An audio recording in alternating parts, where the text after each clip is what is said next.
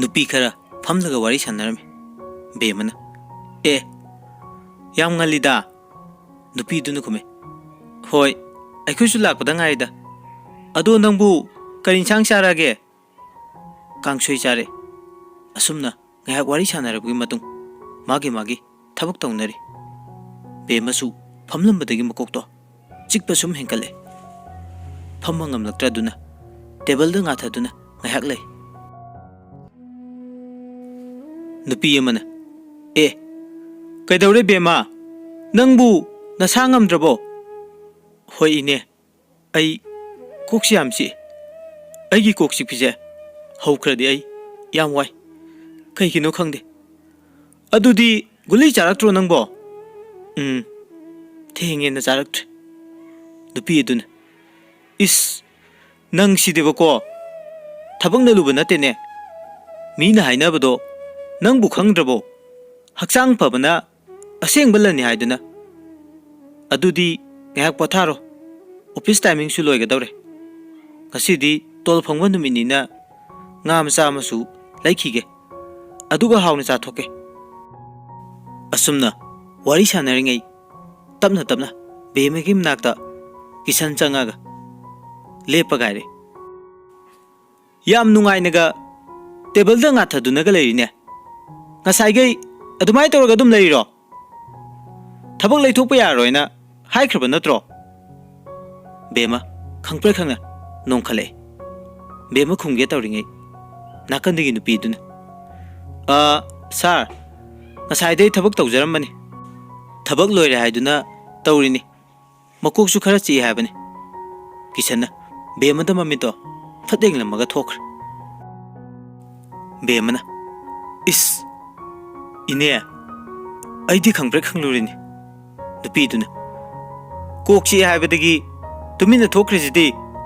aikhoi sar kisan se pakhang ni hai pakhang nabu lesabi masak phajabu ubada ngaude haibro nangsu lesabi ni nakhoi ni se aikhoi mayamna silaga luhongnaba hairasirana khanabu bu hawrabani nangbu khangnaba ga leibrane bemana khumi is ini sima khangnaba ga leiteda aidi yumpan gi khandreda nupi dun hari adu yaba nate ne ningol na mapamda siba hongna de haina bani haima mi buloina thokna khre aikhoi ni na wari nungai ringai aikhoi ni ta ngai re he thosila hoi bemaga mukhoi ni puna thongminare nupi duna bema nang gari ngai ko lambi su punda banina ai halamage hoi ine nupi dusu wa seram laga chatkr bemasu gari ngai ngayaki matung gari laktuna bemasu chatkr kisan bemagi matung da lapna gari do tapna inare bemadi khangti bema furit amta laiki gaiduna bazar tamna lai bema furit umpham da changi aduga mahakna pamba furit yaubra haiduni yengi phana kuina yengla fawbuda mana pamjaba amata thengnadre bemana kainu ne tawrisibo aina pamba amata yaude fare aroi boina mathangi dukan sida mu yenglage wa saiduna dukan adu changle itha thajadana aroi boina changlakba dukan duda mana yam pamjaba pink color gi furit ama thengnare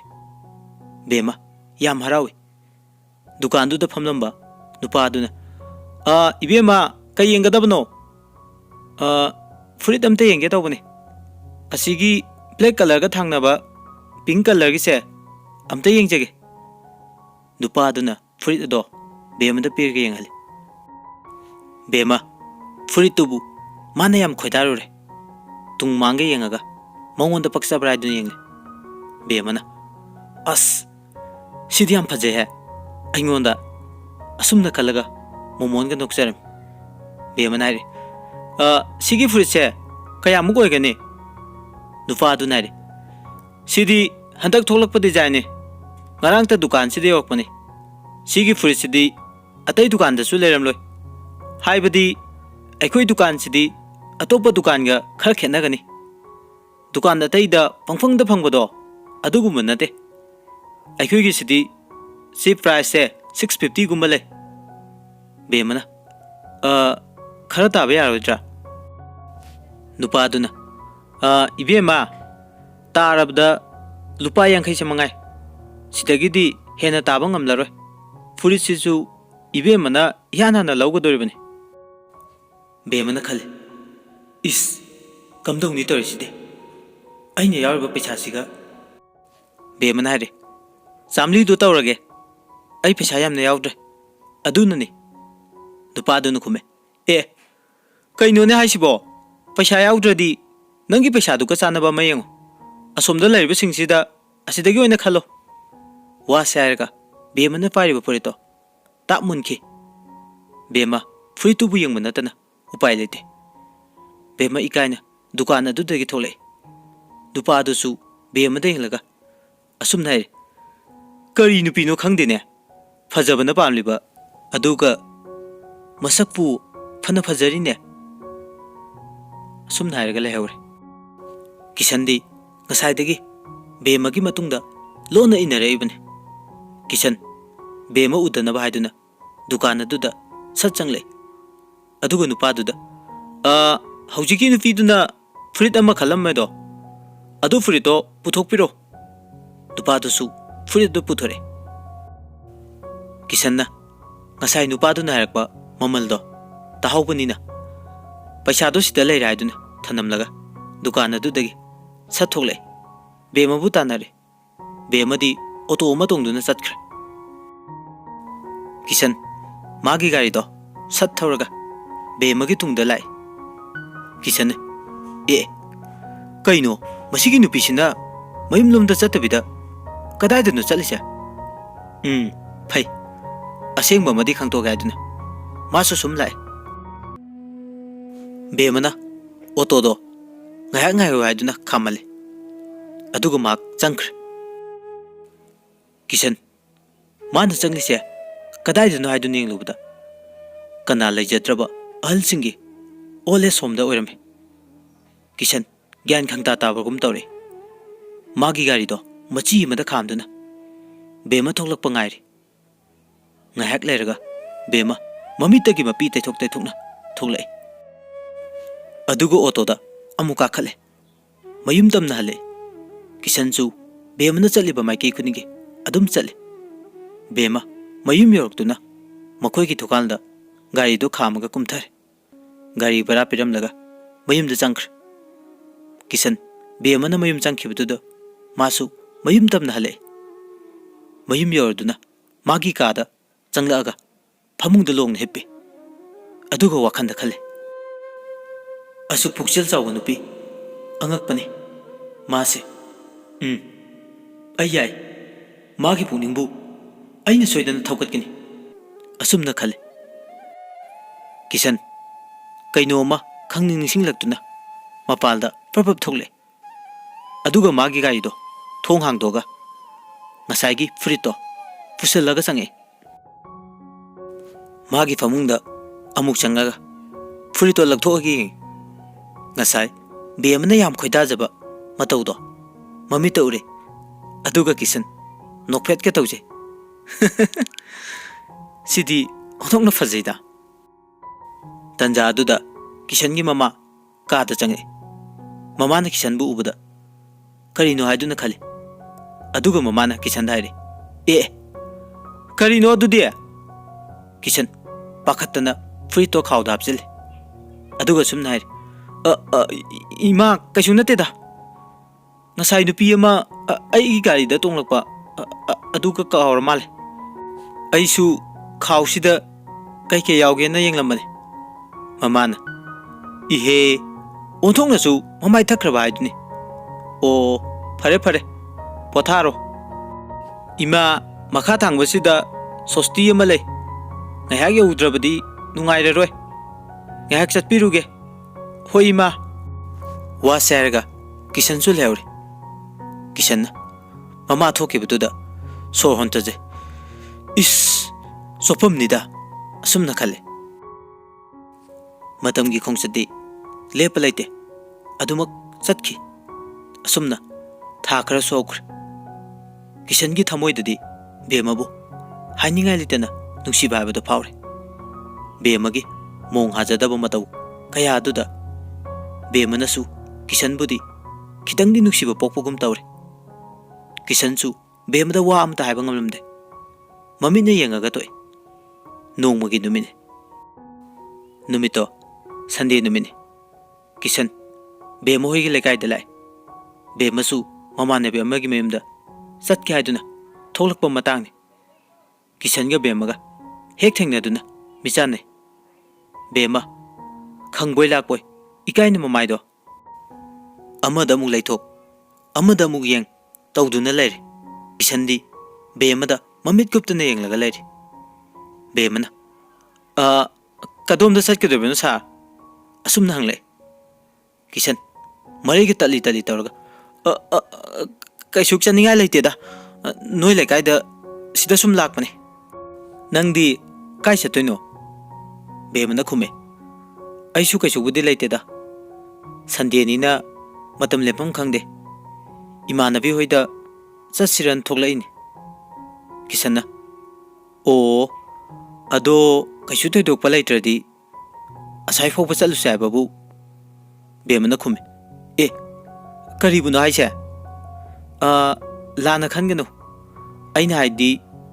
ऐसु संडेनि मतम लेमफम खंगदे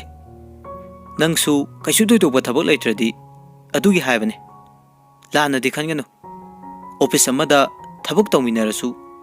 नोंगमता वारी वताइसु सानबा फंगदे अदुना ngasi थेंगनरिंगाइ सिदा सुम हाइबने लानदि लौदेदा कैसुपुदी कायदे अदुदा